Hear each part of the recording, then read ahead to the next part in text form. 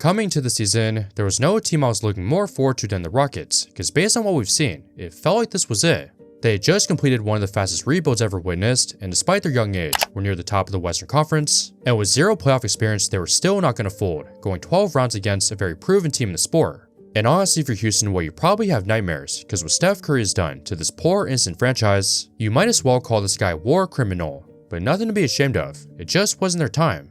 And with the expectation of their core taking a leap, this felt like a team that was one piece away, and so what did they do? Well, they pushed all in.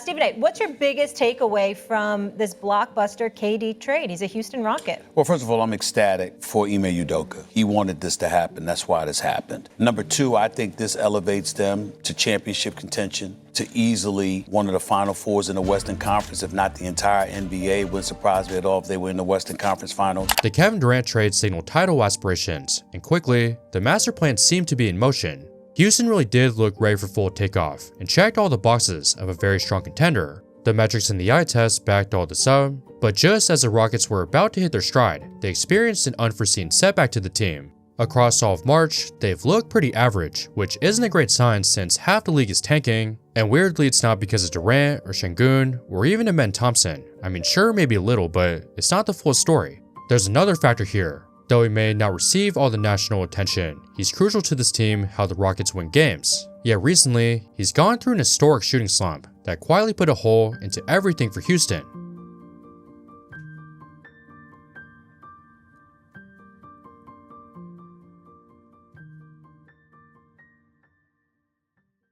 So if you're not fully aware, well, this is Tari Eason, and I don't expect people to just know him like that. He's not quite in headlines, but truthfully speaking, he's a highly important role player and key for what they do. Or at least he was before today's video, because at the very core, the Rockets' whole identity is established on defense, and as for Tari Eason, he's not just a cog in what makes his team great, but he's one of the best defenders in the entire NBA. Specifically as a defensive playmaker, he's special, and based on the numbers, Tari last season was third in steal percentage, and historically all time, he's the only player ever to hit both of these benchmarks. Over 3% with the steals as we mentioned, but also over 3 with his block percentage too. So when Houston took a leap last season as a team, well, the rise of the Terror Twins played a huge factor, and for once, a nickname actually lived up. Amen Thompson on one side with Tari on the other, and together, they made life miserable for teams. The Rockets more often put Eason on the handler to guard the opposing star where he never backs down. His elite versatility is what makes him a problem, as one of the few players who can guard each position.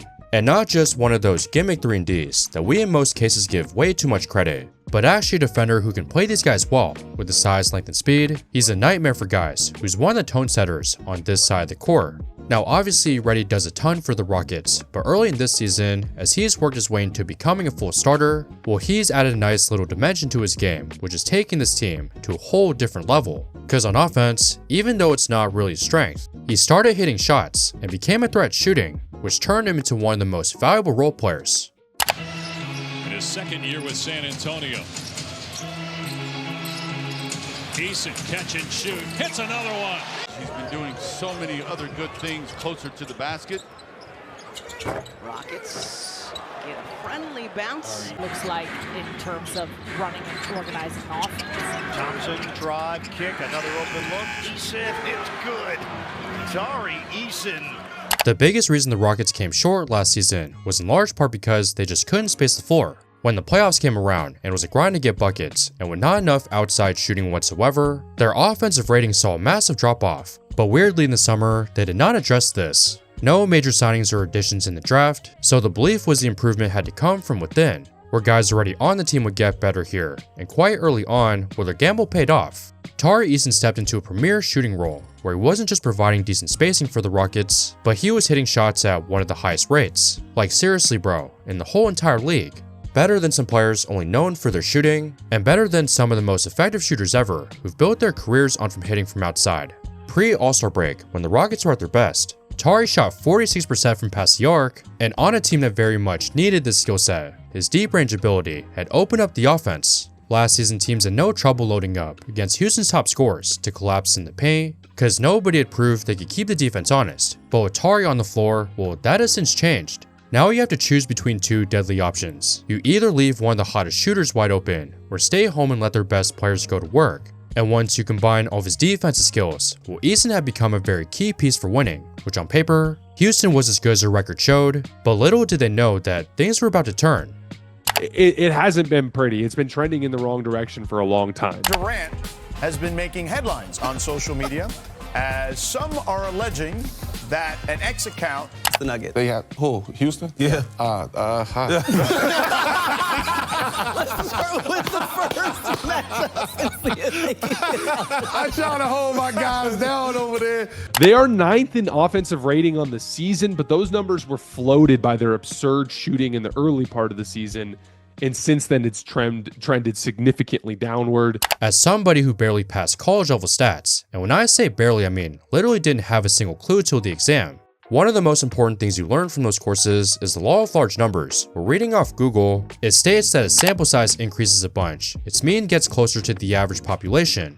Meaning, if we put this into basketball language, the more and more shots a player has a chance to take, well, eventually things will even out in the end, which basically eliminates any outliers. But unfortunately, in the case of Tari Eason and the Rockets, the statistical variance straight hit him like a truck. No, it's not a typo, but Tari in the past month is on a crazy cold streak, which, no exaggeration, he's shooting 8% from 3 most of March, and went through one of the worst shooting stretches ever, missing 21 straight 3-pointers in a row. To Eason.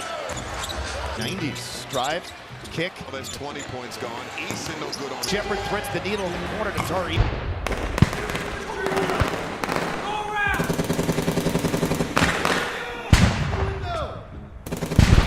It truly is one of the most remarkable anomalies to go from one of the best to in one all-star break, taking one small, not even a week-long vacation, to now being not just one of the current worst shooters, but potentially all time.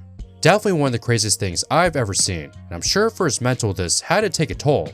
Certainly has made him overthink different things, because Tari has not been the guy he was before. But these things also have wider consequences, and scheme-wise it also hurt the Rockets in this time. With teams now knowing he's become a liability, they haven't been afraid to basically treat him like nothing, as if he's an automatic miss when he's playing, which severely hurt his teammates. Like, check some of these out.